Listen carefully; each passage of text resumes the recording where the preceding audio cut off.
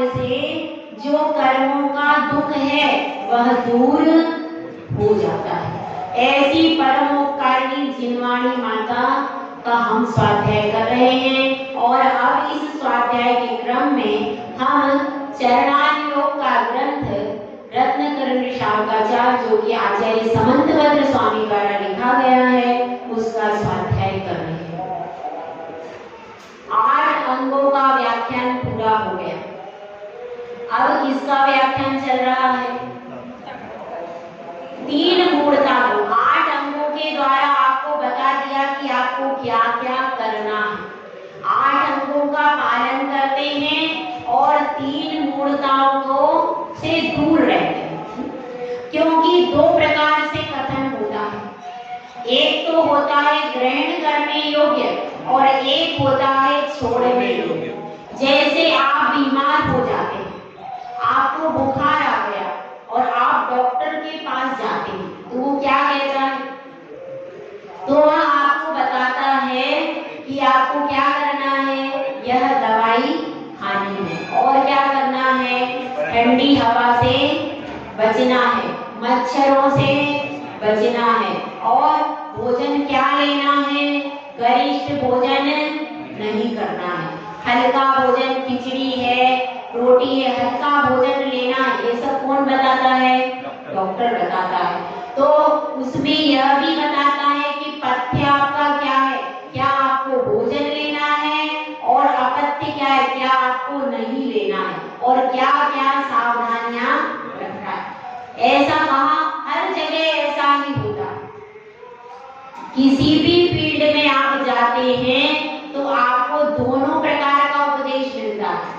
तो जो जिसमें यह कहा जाता है कि इनका पालन करना है, उस उपदेश को जिनागम में नाम किया है विधि।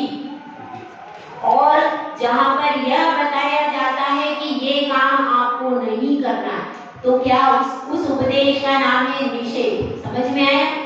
जिनागम में जो कार्य करने के लिए कहा जाता है उसको कहते हैं विधि रूप, और जो कार्य का मना किया जाता है उसको क्या कहते हैं?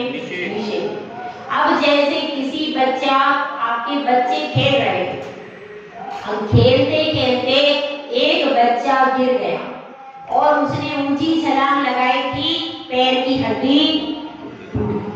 अब वह डॉक्टर के पास में गया।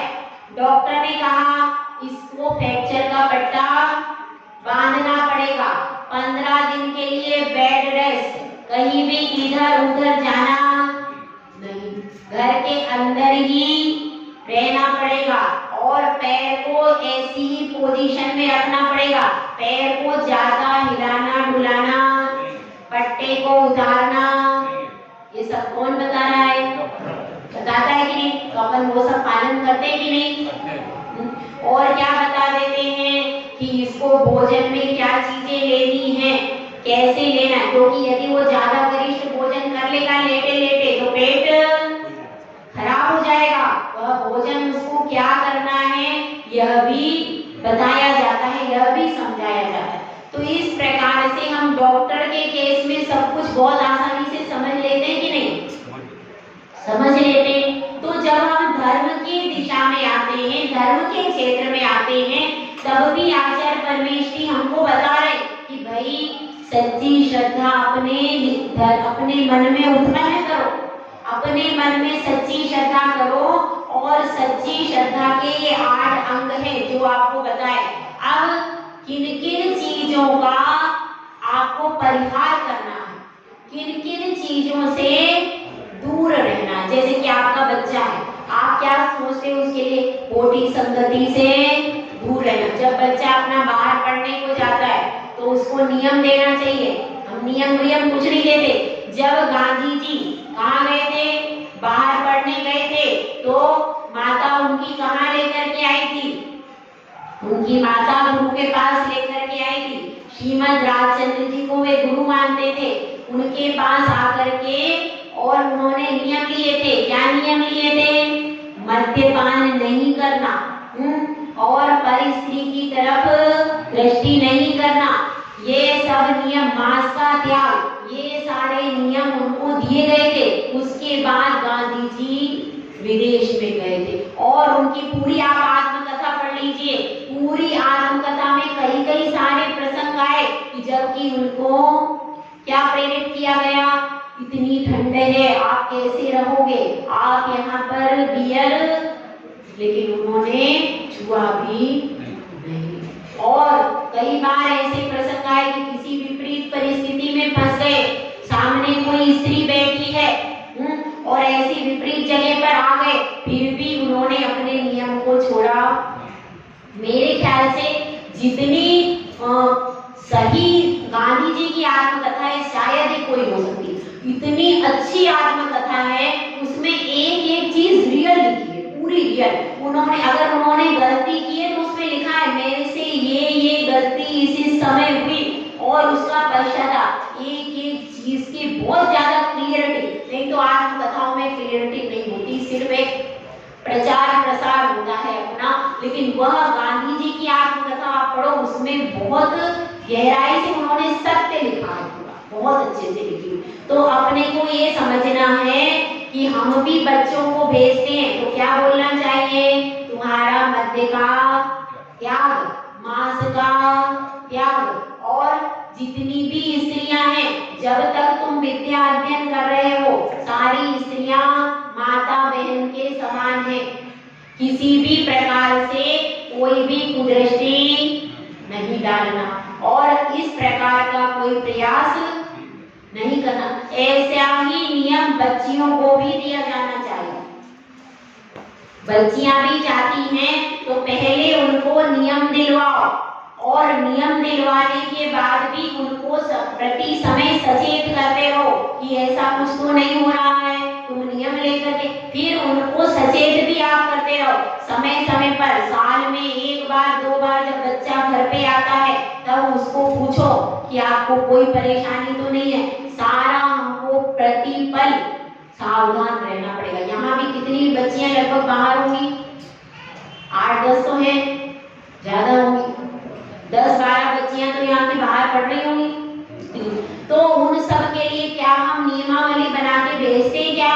कुछ भी नहीं भैया, जाओ और पढ़ो, फिर उसमें क्या स्थिति बनती है सो आपको सब पता चल रहा है। तो ऐसी स्थितियां क्यों? क्योंकि यदि हम नियम ले लेते हैं तो हमारे मन में खटका रहता है, नियम नहीं तोड़ना चाहिए, तो उसके द्वारा वह संयमित बच्चा रहता है और शिक्षा के लिए जा रहे हैं और जीवन को गंवा के लौट के आ रहे हैं तो क्या फायदा? उस बच्चे का जीवन भी नहीं रहा, शिक्षा के लिए बच्चा गया था और उसका जीवन भी खत्म हो गया। तो इसमें गलती किसकी है? माता पिता। बच्चे की कोई गलती, सारी गलती उसके माता पिता की है कि उन्होंने संरक्षण पालन पोषण जो अपना दायित्व है वह निभाया। तो हमको यह ध्यान रखना है, विधि रूप कथन भी होता है, निषेध रूप कथन भी होता है। और अब तीसरी मूर्ता की बात चल रही है, लोक मूर्ता हो गई, देव मूर्ता हो गई, अब तीसरी मूर्ता कौन सी है? गुरु मूर्ता। अब इसका श्लोक अपन पढ़ते हैं। सग्रंथारम्भे हिंसानां संसारावर्तवर्तिनां पाषण्डीनां पुरस्कारो ज्ञेयं पाषण्डिमोहनम्। सग्रंथारम्भे हिंसानां संसारावर्तवर्तिनां पाषण्डीनां पुरस्कारो ज्ञेयं पाषण्डिमोहनम्। अब इसमें क्या कह रहे हैं? गुरु का स्वरूप क्या होता है इसके बारे में बता रहे हैं। अपने छहडाला में भी आया है, जे ख्याति लाभ पूजाति चाह विधि करे विविध विध देह ग्राम। आता है कि नहीं? और आगे क्या है बताओ? आत्म अनात्म के ज्ञानहीन जे जे करनी तन करन। तो इसी प्रकार से अपने को समझना है, यहाँ भी वही बात आ रही है। कौन सी? सग्रंथारंभ। ग्रंथ का अर्थ क्या है भाई? परिग्रह। ग्रंथ के शब्द के अर्थ कई होते हैं, एक तो ये इसको भी ग्रंथ कहते हैं कि नहीं? शास्त्र को भी ग्रंथ कहते हैं। कोई गांठ हो जाती है शरीर में, उसको भी ग्रंथि कहते हैं। और किसको ग्रंथ कहते हैं? और परिग्रह को भी ग्रंथ कहते हैं। इसीलिए अपने मुनिराज को अपन क्या कहते हैं? निर्ग्रंथ मुनिराज, मतलब जिनके पास परिग्रह नहीं, ऐसे मुनिराज कहे जाते। तो अब क्या बात चल रही है? सग्रंथ यानी जो 10 प्रकार के परिग्रह से सहित है। 10 प्रकार का परिग्रह कौन सा होता है भैया? क्षेत्र, वास्तु, हिरण्य, सुवर्ण्य, धन, धान्य, दासी, दास, रुपया और वस्त्र और बर्तन। ये 10 प्रकार के परिग्रह से जो सहित है, इसका मतलब क्या होगा? सग्रंथ मतलब इन 10 प्रकार के परिग्रह में एक भी परिग्रह से सहित होगा तो परिग्रह ही कहलाएगा। ये भी समझ लो। ऐसा हो सकता है कि वो पूरे 10 प्रकार के परिग्रह से युक्त नहीं, कोई दो प्रकार के परिग्रह से युक्त है तो भी परिग्रह कहलाएंगे कि नहीं? कहलाएंगे। इन 10 में से एक से भी सहित है तो परिग्रह ही कहलाएंगे। तो इसलिए जो भी परिग्रह को साथ में रख रहे हैं वो क्या है?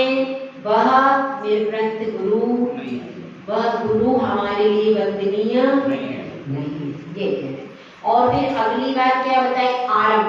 आरंभ कितने प्रकार का होता है भाई? आरंभ होता है ना, असी, मसी, कृषि, विद्या, वाणिज्य और शिल्प। या आप लोगों का व्यापार में आप लोग करते हैं, ठीक है? इसी प्रकार का व्यापार होता है। 6 प्रकार का, वो तो कुछ होता नहीं। तो ये आपकी क्रियाएं हैं। और महिलाओं की कौन सी क्रियाएं हैं? चक्की, चूल्हा, बुहारी, ओखली और पानी छानने का, ठीक है? तो ये सब 5 प्रकार का आरंभ आप करते हो। तो ये 6 प्रकार का आरंभ और ये 5 प्रकार का आरंभ, इनसे जो रहित होता है वो कौन होता है? साधु।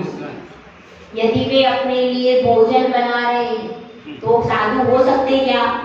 नहीं। अपना बस बना रहे हैं तो क्या दोष है?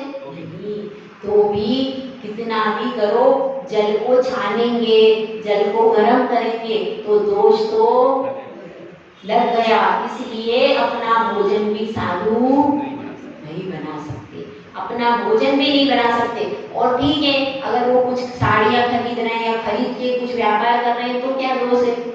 क्यों? वो तो किसी और से मंगा के कर सकते, नहीं कर सकते। ना औषधियों का भी व्यापार नहीं कर सकते। किसी औषधि का, किसी वस्त्र का, किसी का भी व्यापार हो, किसी भी वस्तु का लेन देन नहीं कर सकते, ठीक है ना? ये किसके लिए नियम है? साधु के लिए नियम है। जो व्यापार आदि करता है, अपना भोजन बनाता है, वो साधु की श्रेणी में ही, साधु की श्रेणी से बाहर। और क्या करता है? हिंसा ना, हिंसा के कार्य को कर रहा है, अग्नि आदि जला रहा है।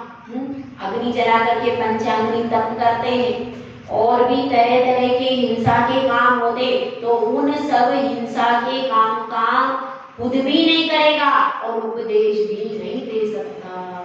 ये नहीं कहेगा कि आप इस प्रकार से क्या करो, इस प्रकार से व्यापार करो, इस प्रकार से आप क्या करो, घर में घर बनाओ, इस प्रकार से आप मकान खोदो।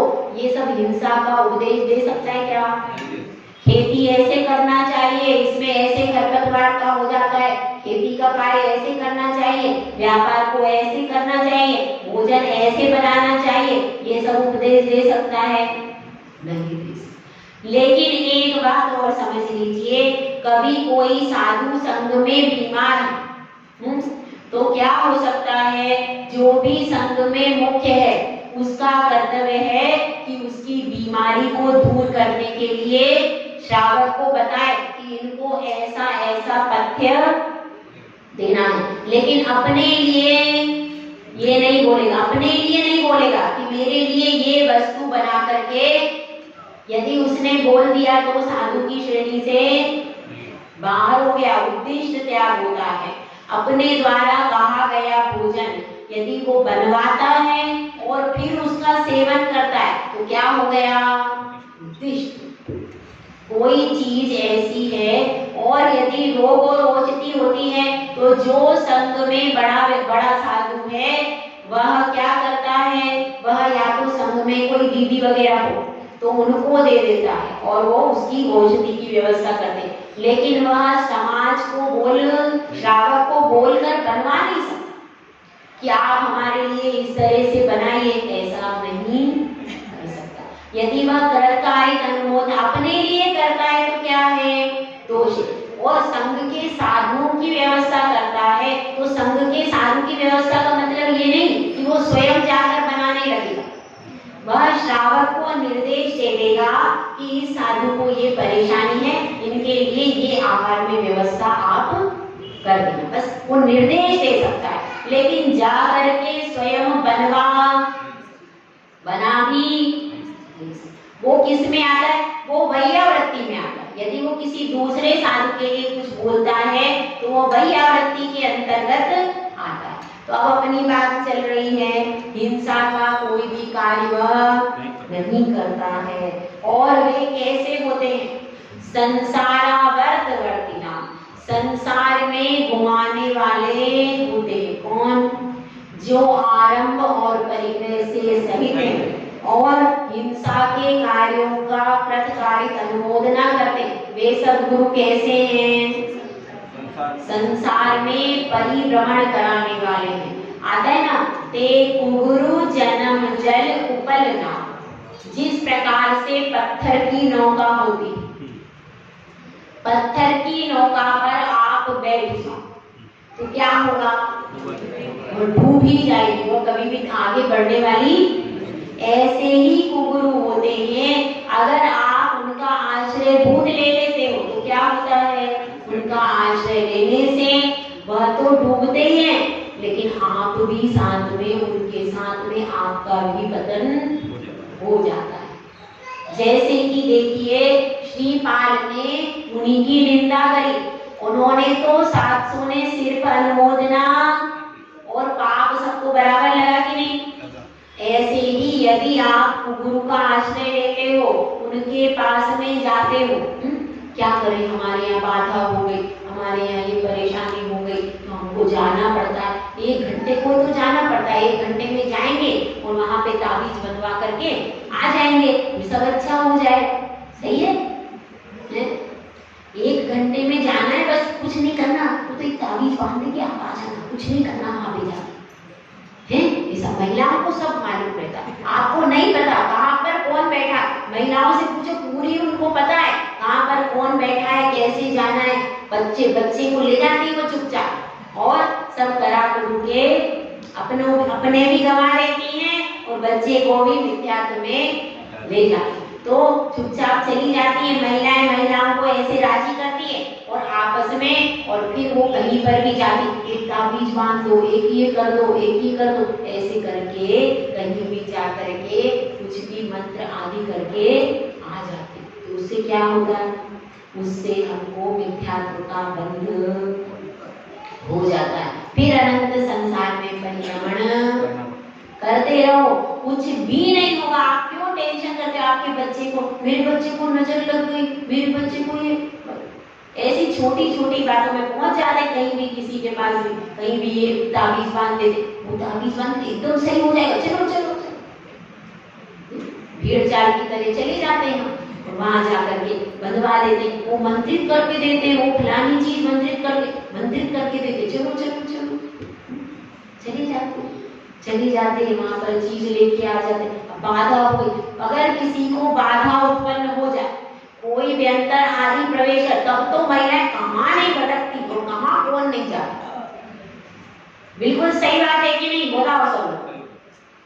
अभी कोई ऐसी परिस्थिति हो जाए, आप कहाँ कहाँ जाके किस किस का द्वार नहीं खटखटाओगे, कोई भरोसा नहीं।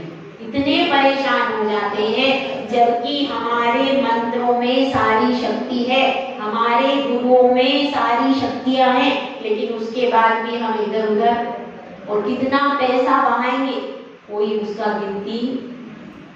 आपके पास दिगंबर गुरु भी हैं, ऐसा नहीं है। सारी परेशानियां खत्म हो सकती है कब? जब आप रेगुलर अभिषेक करो और रेगुलर गुरु के पास में आओ, उनको कोई भी ऐसी बाधाएं आती ही नहीं, पूरी पूरी जिंदगी निकल जाती है। लेकिन हमारे पास तो क्या, इधर उधर जाते हैं, फिर कोई कोई एक आध दो लग जाते हैं किसी के पीछे, जिंदगी भर रोते, फिर दोबारा वहां जाते, जगह जगह जा करके कहां जा करके सिर झुकाते। पूछ लो जिसके यहाँ ऐसा हुआ हो, अभी भी वो नहीं कह सकता कि मैं खाली वितराग के चरणों में आया, नहीं होता। क्यों?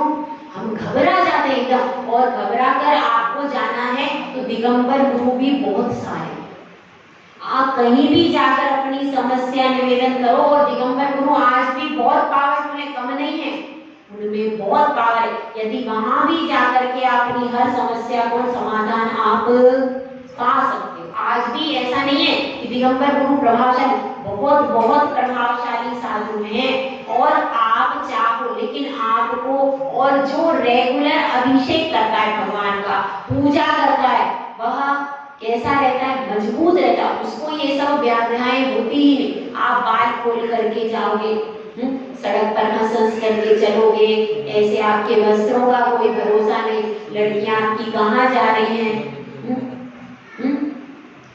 इस तरीके की प्रवृत्ति होती है। और कहीं भी चौराहे पर, बड़ पीपल के वृक्ष के पास, कुएं के पास, इधर उधर जाकर के कहीं भी आपने कोई अपमान कर दिया, इस वजह से वो आपके सामने आ गई। तो इस तरह की बाधाएं होने के बाद भी हमको इधर उधर जाना, आप तो वीतराग के चरणों में आइए और उसी से सारी समस्याएं, मगर विश्वास होना चाहिए।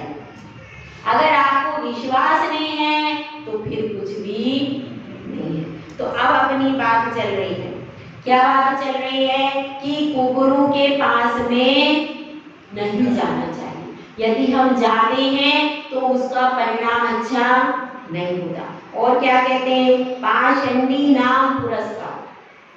जो कुगुरु हैं उनको क्या देते हैं? हम पुरस्कार देते हैं। आप हमारे पास क्या करते हैं? वो इतना लेकर के आओ, पहले ही डिमांड होती है, इतना आप जमा कर दो, आपका सब काम हो जाए। हम क्या करते हैं? इतने कितने पैसे पानी की तरह, 11,000, 21,000, जितने भी, आप तो बस ठीक कर दो, हम सब कुछ करने, जितना भी पैसा मांगते, पैसा भी पानी की तरह बहाने को तैयार हो जाती है। बस एक बार हमारा बेटा, हमारी बहू, हमारी बेटी ठीक हो जाए, इतना हमारा आग्रह रहता है। और उसके कारण हम लोग पूरा अपना पथ छोड़ करके पंथों में भटकते।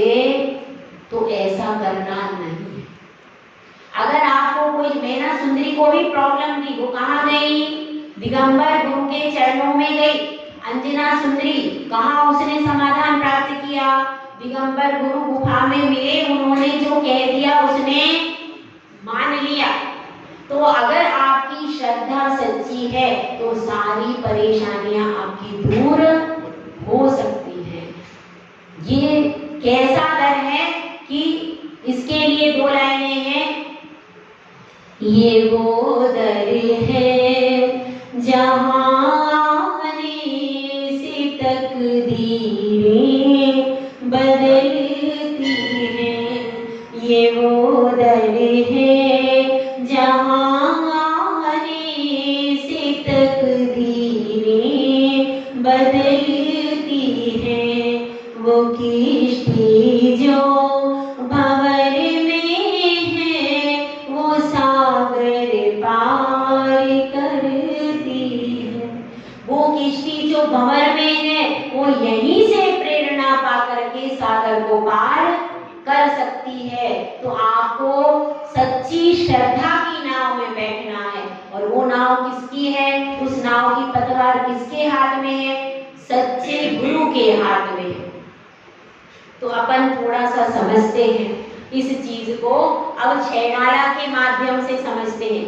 जे ख्याति लाभ पूजा दी चाह, जिनको क्या इच्छा है ख्याति की, वे भी तप कर रहे हैं, एक एक महीने के उपवास कर रहे हैं, जल के ऊपर कर रहे, कोई राख के पानी पे कर रहे, कोई किसी चीज पे कर रहे, पंचाग्नि का तप तपस्या वे भी कर, लेकिन उनका तप कैसा है, लेकिन उनके अंदर क्या भावना है, ख्याति पूजा और लाभ, मुझे इस चीज का लाभ, मेरे बहुत ज्यादा भक्त बन जाएं, सब लोग मुझको पूछे, मेरी कीर्ति हो, सब जगह समाचार पत्र में सब जगह मेरा नाम हो जाए, और इन सब चीजों से मुझे इतने धन का लाभ हो जाए, मेरा मठ जो अधूरा बना है मेरा मठ पूरा बन जाए, ये सब जो भावना है, इस भावना से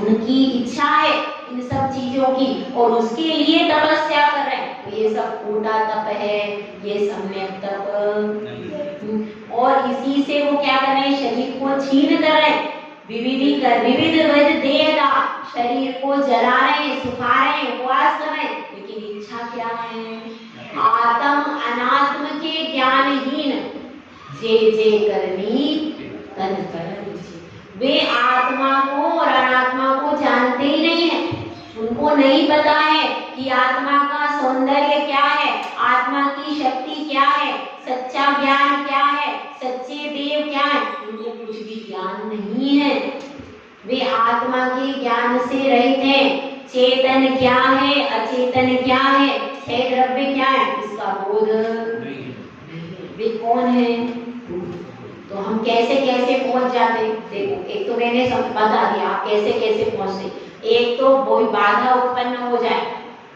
भूत भयंकर की बाधा लग जाए तो आप कहीं भी चले जाते हैं, दूसरी आप जाते हैं ज्योतिषी के पास में, अब ज्योतिषी के पास में जाते, वहां कोई कह देता है काल सर्प योग है, आप जाकर के शनिवार को इतना तेल चढ़ा दो सब हो जाएगा,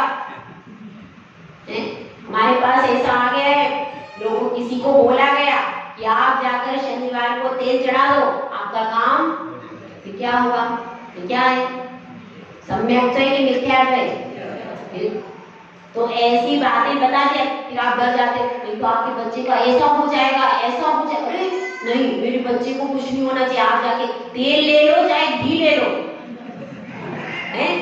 ऐसी स्थिति आप लोग, महिलाओं की तो पूरी जान उनके बच्चा में होती है, वो उनके बच्चे का यदि वो थोड़ा सा भी सुन लेगी, और इसको दूसरे लोग भुनाते हैं, इस बात को दूसरे लोग क्या करते हैं, इसी बात का कि महिलाएं हृदय की कमजोर होती हैं, इस चीज के लिए वो उनको भटकाते हैं कि आपके बच्चे का ऐसा है वैसा, ऐसे कर करके भटका देते, और फिर क्या करते हैं, उनसे धन भी मिल जाता है, और वो एक बार मिथ्यात्व के दरवाजे पर आ गई तो हो सकता है कि धर्म छोड़ के नहीं जाने लगे, कोई भरोसा नहीं है कि आपका काम यहाँ से होता है ना, तो फिर उधर क्यों जाती हो, ये भी सही है, यहाँ से काम होता है यहाँ आना चाहिए, तो ऐसा भी हो जाता है, तो इसलिए हमको सावधान रहने की आवश्यकता है, मिथ्या गुरु के पास में नहीं जाना, आपको समाधान चाहिए तो बहुत सारे गुरु अपने पास भी हैं, वहीं से आपको समाधान करना चाहिए, और सबसे बड़ा समाधान आपको बता दें, सारी समस्याओं का समाधान है प्रतिदिन आप अभिषेक करो और भगवान की पूजा करो, जो लोग अभिषेक और पूजा करते हैं, जिन पर जिन कृपा हो गई, उनका कोई बाल बाका भी कर,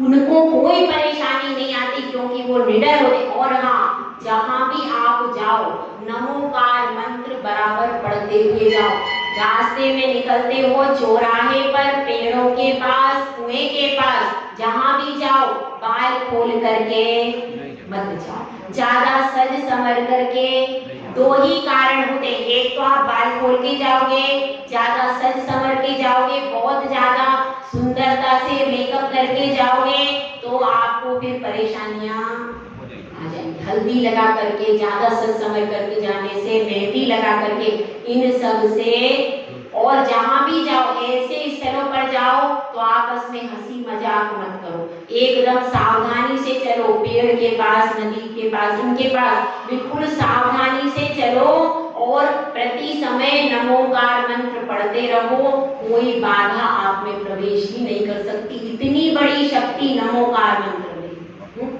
तो आपके लिए पहले ही बता लिया प्रिकॉशन, पहले ही सावधानी रखें, क्योंकि क्या होना है, क्या लिखा रहता है मोड़ पर, सावधानी हटी दुर्घटना, प्रति समय आपको सावधान रहना है। और जो हमेशा जिन शासन के प्रति सावधान रहता है उसका काल बाका भी कभी नहीं होता। इसलिए अब अपने को यही सावधान रहना, पहले ही हम सावधान रहेंगे तो कोई ऐसी परेशानी नहीं आएगी, और कदाचित आ जाएगी तो गुरु के चरणों में आकर के जो आरंभ परिग्रह से रहित है, ज्ञान ध्यान तप से लवलीन है, ऐसे गुरु के पास आप अपनी समस्या का समाधान पा सकते।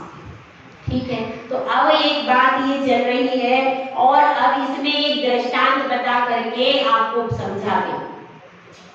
एक ऐसी घटना घटी, अब एक नगरवधू थी और उसने सोचा मैंने जीवन भर पाप कर लिया, अब मेरी उम्र भी बहुत हो गई तो मुझे कुछ दान पुण्य करना चाहिए, ऐसी उसकी भावना हुई।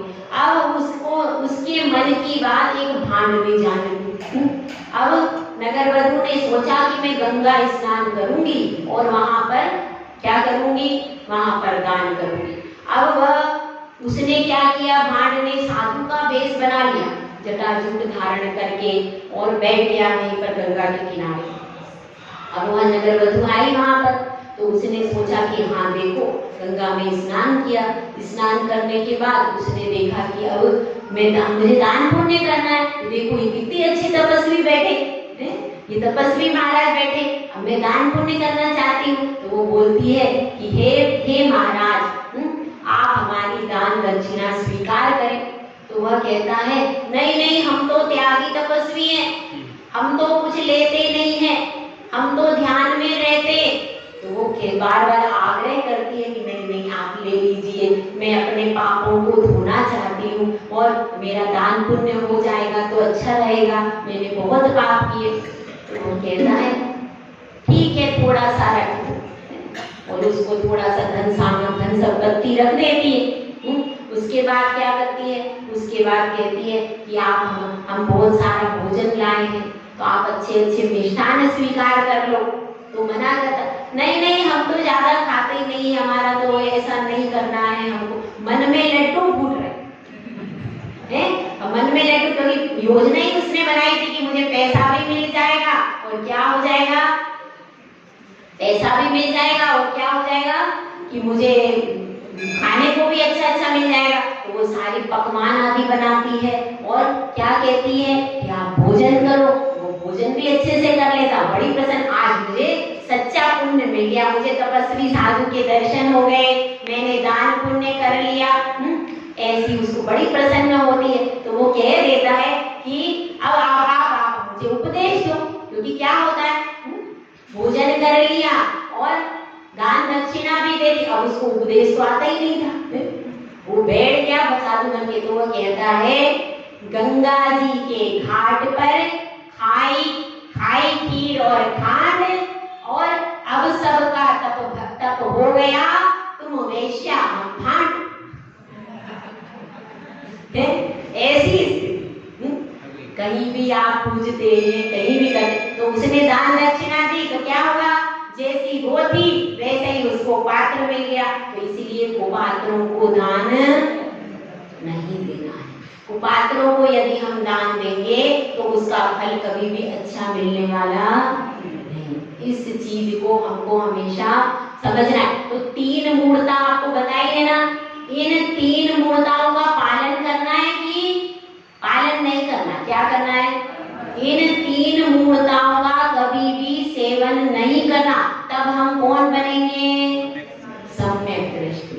8 अंग का पालन करना और 3 मूर्ताओं से रहित होंगे, तब हम बनेंगे कौन, सम्यक दृष्टि। अब इसके बाद आता है 8 मद का व्याख्यान। ठीक है। 8 अब ये हो गया 8 अंग 3 मूर्ता, और इसके बाद क्या है 8 मदों का यहाँ पर कथन किया। तो अपन वो श्लोक भी पढ़ लेंगे। छोटे बच्चों को बच्चे नजर दिखाते नजर दृष्टि, तो उसमें क्या दोष लगता है? क्या कुछ नहीं, घर पे नजर उतारते हैं।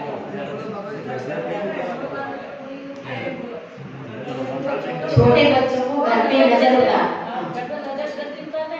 उसमें क्या दोष लगता है? नहीं लगता।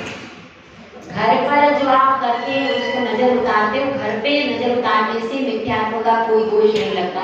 लेकिन आप किसी कुगुरु के स्थान पर जाते हो, कुदेव के स्थान पर जाते हो, वहां पर जाकर अगर कुछ करते हो तो दोष लगता है। ठीक है, अब अपन अगला श्लोक पढ़ लेंगे।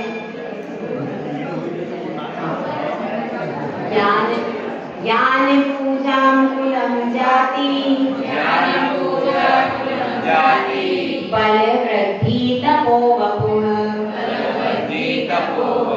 अष्टावाशित्य मानित्वम्, स्मय माहुर्गतस्मया। ज्ञानं पूजां कुलं जातिं, बल वृद्धि तपो वपुः, अष्टावाशित्य मानित्वम्, स्मय माहुर्गतस्मयः। अब 8 मदों के बारे में कथन चल रहा है। इनसे भी दूर रहना, ठीक है ना, इनसे भी दूर रहना, यानी इनमें से एक भी प्रकार का मद हमारे जीवन में होना। सबसे पहले अपन यह समझ लें कि मद किसको कहते हैं। मद किसको कहते हैं? मद का मतलब है अहंकार। अहंकार, अहंकार होता है तो अहंकार यदि होता है तो हमारे लिए कभी भी अच्छा नहीं। अहंकार करने से जीव की कैसी गति होती है? नीच गति। कहते हैं ना, मान करने से क्या होता है? हमारी नीची गति होती है। तो इसलिए मद का अर्थ यहाँ पर क्या लेना है? मान करना। मान जो अपन इसमें पढ़ते हैं ना, क्रोध मान माया लोभ, तो उस कषाय रूप लेना है। और वो कषाय तो रहती है, लेकिन मद कषाय के लिए भी, कषाय से भी 2 कदम आगे। जैसे अभी वर्तमान में हमारा क्रोध मान माया लोभ है कि नहीं है, हमारे साथ है, लेकिन उसके बाद भी मद का मतलब है मान से 2 कदम आगे बढ़ जाता है। मान तो सामान्य रहता है, लेकिन वह मद हो जाता है तो व्यक्ति उसमें अंधा हो जाता है। जैसे रावण अंधा हो गया। रावण को समझाया, किसने समझाया? विभीषण ने भी समझाया, मंदोदरी ने भी समझाया, अंगद ने समझाया, हनुमान ने समझाया, और किसने समझाया? बहुत सारे लोगों ने उसको समझाया। दूध भी, राम ने भी दूध बना करके भेजा, लेकिन उसकी समझ में कुछ भी नहीं। तो वो जब अंधा बना जाता है कि हम अपने विवेक को खो देते। मान में हम इतने विवेक को नहीं खोते, लेकिन मद में वह व्यक्ति विवेक को खो देता है। तो मद की परिभाषा क्या बनेगी? जिसमें व्यक्ति अहंकार करके अपने हित अहित का विवेक बिल्कुल खो देता है, उसको क्या कहेंगे? मान कषाय होने पे हमें हित अहित का विवेक रहता है, लेकिन मद आ जाता है तो हित अहित का विवेक भी समाप्त हो जाता है। तो इसलिए हमको यह समझना है, और जब हित अहित का विवेक नहीं है तब सम्यक दर्शन कैसे हो सकता है? फिर सम्यक दर्शन पालन नहीं हो सकता। तो इसलिए हमको ये ध्यान रखना है कि मद का अर्थ क्या है? मान कषाय तो सामान्य है, लेकिन मद उससे 2 कदम आगे होता है, और जब मद हो जाता है तब सम्यक दर्शन नहीं रहता। मान कषाय के सद्भाव में सम्यक दर्शन रह सकता है, लेकिन मद के सद्भाव में सम्यक दर्शन नहीं रह सकता। तो मद का मतलब समझ में आया, जिसमें व्यक्ति विवेक से रहित हो जाता है, अंधे के समान हो जाता है, वो उसको मद कहते हैं। जिसमें व्यक्ति ये नहीं समझता कि आत्मा क्या है, शरीर क्या है, इसका बोध, परद्रव्य क्या है, स्वद्रव्य क्या है, मेरा क्या है और मेरा क्या नहीं, इन सब विचारों से रहित हो जाता है, तब उसको मदधारी कहा जाता है। तो पहला मद होता है ज्ञान का। कौन सा? ज्ञान का मद किस प्रकार से होता है कि ज्ञान के मद में आकर के वह व्यक्ति बड़े बड़े लोगों का, चारित्रवान का भी अपमान कर देता है। अगर किसी को बहुत ज्यादा ज्ञान प्राप्त हो जाए तो वो चारित्रवान का विनय नहीं कर, बहुत कम लोग होंगे, मैं सबकी बात नहीं कर, लेकिन ज्यादातर अगर किसी को ज्ञान हो जाए तो वह कभी भी चारित्र भी धारण नहीं करता और चारित्रवान की विनय भी नहीं करता। ऐसे भी लोग हैं जो चारित्रवान को नमोस्तु भी नहीं करेंगे और क्या करेंगे, और क्या करते हैं कि अपने मन में भी उनको बहुत ज्यादा अहंकार होता है कि मेरे समान का ज्ञानी तो और कोई है ही नहीं, मैंने इतना ज्ञान प्राप्त कर लिया, मैं शास्त्रों के ऊपर लंबे लंबे 2-2 घंटे तक व्याख्यान दे सकता हूँ, मुझे इतना ज्ञान है। और अपने ज्ञान के कारण वह दूसरे लोगों की, दूसरा सम्यक दृष्टि जीव है, उसको ज्यादा ज्ञान तो उनका तिरस्कार करते, तुमको क्या आता है, तुमको क्या आता है, मैं क्या, तुम्हारे पास क्या है, देखो मैं इतना, उनको अपना अहंकार होता है। तो जब ज्ञान प्राप्त करने के बाद अहंकार आ जाए तो वास्तव में वो सम्यक ज्ञान है ही। ज्ञान तो वही है जो व्यक्ति को विनय सिखाए। क्या आता है एक श्लोक, विद्या ददाति विनयम, ये हमने स्कूल में पढ़ा, आपने भी पढ़ा होगा शायद, अब तो पहले से बहुत चेंज हो गया, मैं तो बचपन का याद है। विद्या ददाति, विद्या यदि है, ज्ञान यदि है तो उससे क्या आता है, विनय आता है। और जिसको ज्ञान प्राप्त करने की भी विनय नहीं है वह कौन है, वह सम्यक ज्ञान से सहित नहीं है। क्योंकि विद्या की तो पहली शर्त है कि उसको प्राप्त करने के बाद व्यक्ति को बोलने की कला आना चाहिए, उसकी वाणी मधुर होना चाहिए।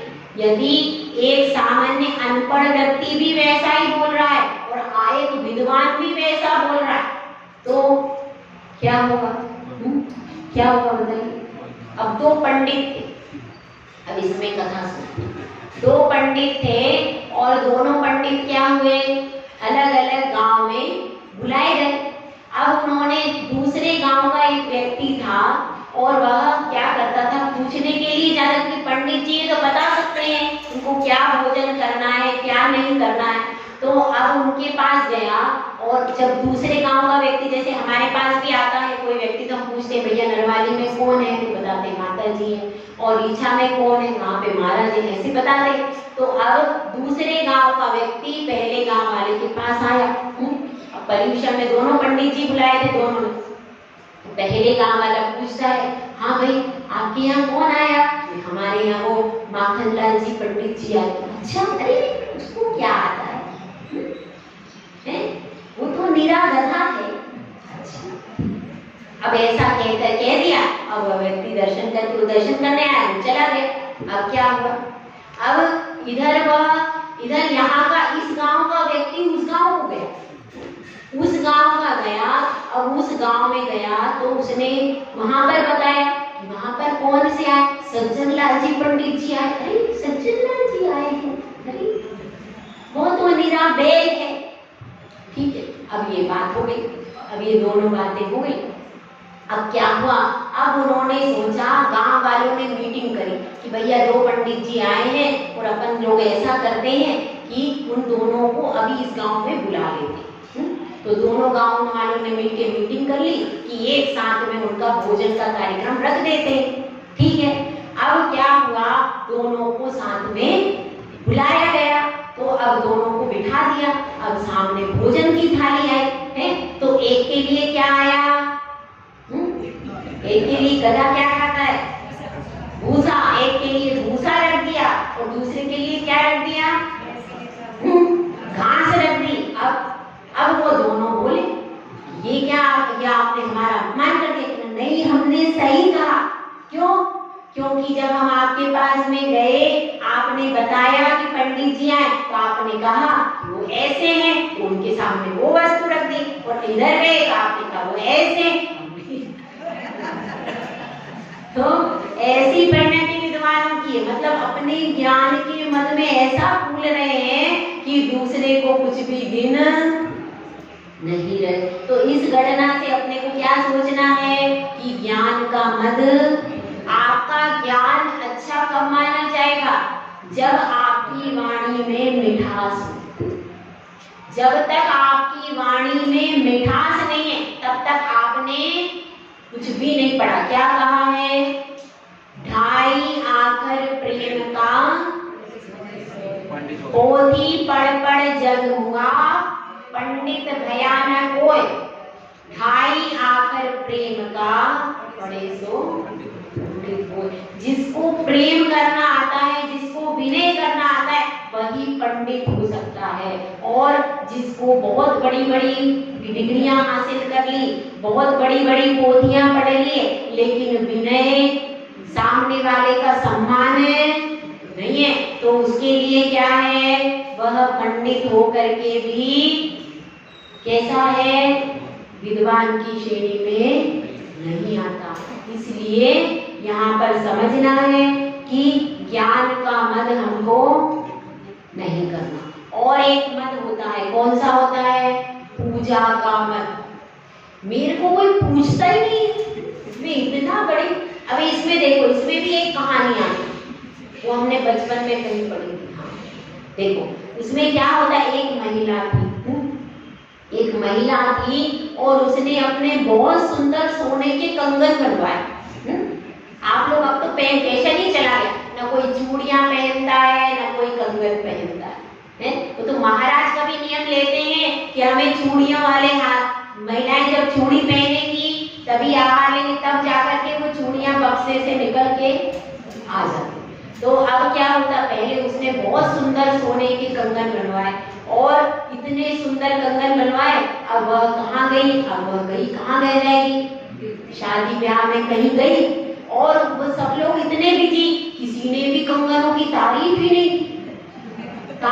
नहीं की। वो बड़ी परेशान, बताऊं मैं शादी में आई, मैं तो इसीलिए कंगन पहन कर के आई कि सब मेरी तारीफ करे, लेकिन किसी ने भी तारीफ नहीं की। अब उसको बहुत गुस्सा आया। घर में क्या था? भूसा भरा हुआ था। पहले की बात है, पुराने समय। घर में क्या होता था? भूसा रख देते थे। तो उसको बहुत गुस्सा आया, इतना गुस्सा आया, उसने भूसे में आग लगा दी। अब पड़ोसी अड़ोसी सब आ गए, आग लग गई, बुझाओ। अब सबने देखा कि अरे यार, ये तो कंगन कितने चमक रहे, लाल। वो क्या आपके कंगन है? अरे पहले ही कह देते तो याद तो नहीं लगती। ऐसी स्थिति हमको पूछ की है कि अगर हमने नया ड्रेस पहना है, नई चीज पहनी है, तो क्या होना चाहिए? सब लोग मुझको पूछ लेते। अब यहाँ पूछते हैं, सबको पूछ का इतना शौक है, एक पूछ लगा लेते तो क्या हो जाता है? पूछ कोई नहीं चाहता, पर पूछ सबको ही चाहते हैं। तो इसलिए देखो, जिन लोगों की पूछ है उनको पूछ की कोई जरूरत नहीं है, वो अपने मस्त घूम रहे हैं। और अपनी पूछ नहीं है तो अपन पूछ को तरस रहे। तो इसलिए ये जो अपना है ना, वहां जाओ तो वहां मुझे सम्मान मिले, मेरी ड्रेस इतनी अच्छी होना चाहिए, सब शादी में दुल्हन को भी छोड़ के मुझे ही देखे, ऐसी मेरी ड्रेस। ऐसा मेरा डांस। अब तो महिला संगीत आ गया, उसमें और कॉम्पिटिशन। महिला संगीत में मेरा जो डांस है वो बहुत अच्छा होना चाहिए, सब मेरी प्रशंसा करना चाहिए कि मेरा डांस बहुत अच्छा हुआ है।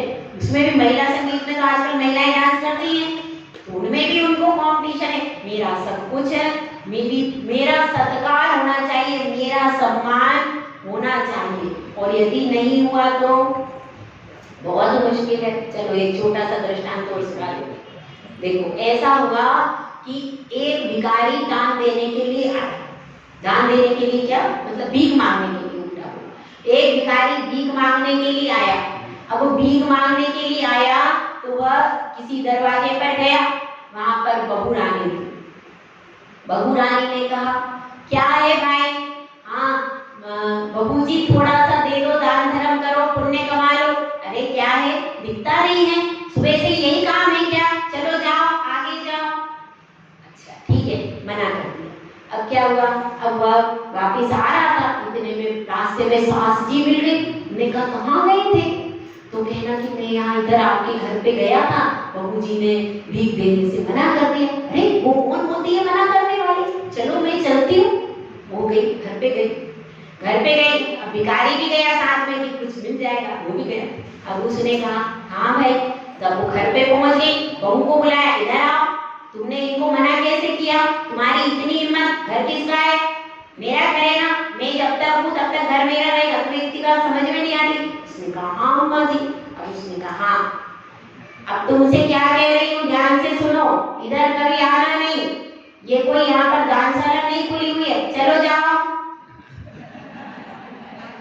क्या हुआ, डांटना भगाना उसको भी था, लेकिन क्या बहू को डांटने का अधिकार है, मैं बड़ी हूँ तो मैं कह सकती हूँ, ठीक है। तो क्या हुआ, ऐसी पूछ की बहुत ज्यादा लगी हुई, हमारी पूजा हमारा सत्कार ये सब इच्छाएं जब ज्यादा बढ़ जाती हैं तो सम्यक दर्शन को नष्ट कर देती है। तो ऐसा भी हमको करना नहीं है। अभी ये श्लोक और चलेगा, अभी कल भी इस श्लोक पर अपन सब चर्चा करेंगे कि कैसे हम लोग मद से दूर रह सकते हैं। जय बोला जय श्री सुंदर सागर महाराज की जय।